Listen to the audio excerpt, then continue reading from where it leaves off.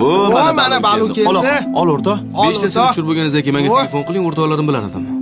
Chalg'iga yutkazadi, lekin aytib qo'yay. Bo'pti. Xo'p. Voy. Iya, qolmabdi-yu. Oling, boshini oling, bosh bo'lib yurasiz. Chalg'ish kerak emas edi, og'ayni. Men boshini yemayman-da. Ol, shirin bo'ladi. Yo'q-e?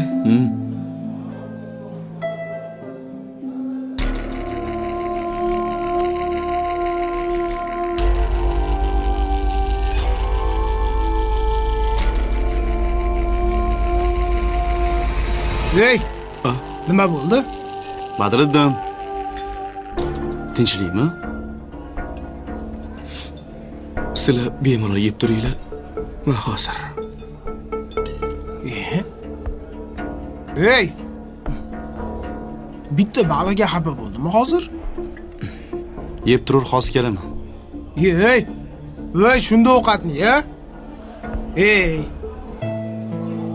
Menga qara o'rta. Bitta baliqqa xafa bo'lsanmi? Hozir boshqasini yettirib olamiz o'rta. Qo'ysang-chi. Baliq emas o'rtoq. A unda nimaga?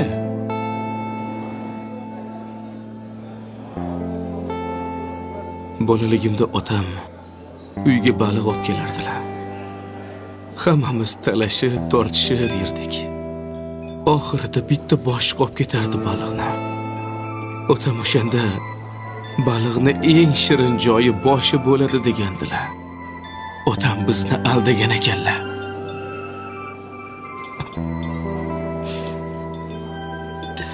Baliqni boshida go'sht bo'lmas ekan, o'rtoq.